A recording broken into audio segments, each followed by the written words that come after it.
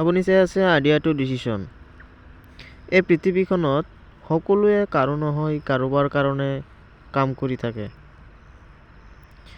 আৰু বিনিময়ত অলপ টকা পায়।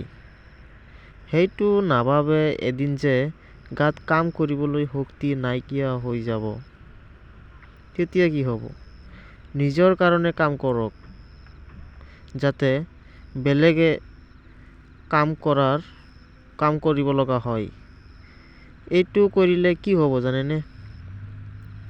আপোনাৰ কাম কৰিব নালাগে। এবাৰ যে কৰি থৈছিল, সেইটোৱে মৰি যোৱাৰ পিছতো আপোনাৰ টকা আহিয়ে থাকিব। কেনেকৈ? আপুনি নিশ্চয় ভাবি আছে। ভিডিঅ'টোৰ লগত থাকক, গম পাই যাব।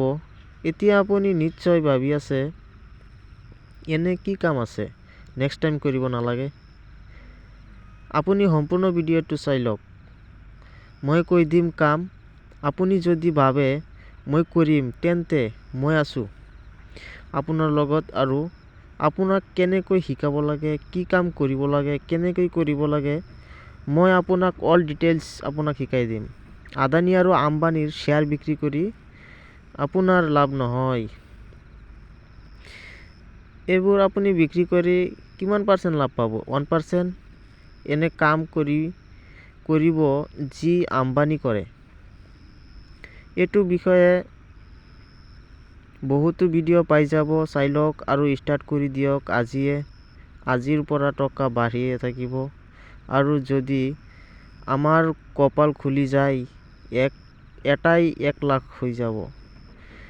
এই বিষয়ে আদানীও নাজানে। The Force coin has an inner core, namely real value in addition to marketing.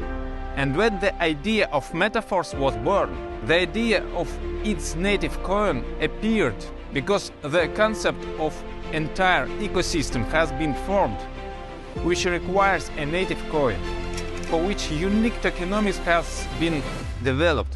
We are building a whole large ecosystem, a whole new world. নিশ্চয় কিবা এটা বুজিলে। আপুনি ঠিকে শুনিছে। আমাৰ মেইন বিজনেছটোৰ নাম হৈছে মেটাফৰ্চ আৰু বিজনেছৰ আন এটা গুৰুত্বপূৰ্ণ আমাৰ পাৰ্ট হৈছে ফৰ্চ কইন, যিটো আমি অলৰেডি টকা আমাৰ বাঢ়ি আছে। গতিকে আশা কৰিম আপুনি ভিডিঅ'টো বুজিলে আৰু আপুনি কিমানখিনি বুজিলে কমেণ্টত নিশ্চয় জনাব, কাৰণ আপুনি কিমান বুজিলে মইতো নাজানো। গতিকে আজি এইখিনিয়ে, নেক্সট ভিডিঅ'ত লগ হ'ম। Thank U.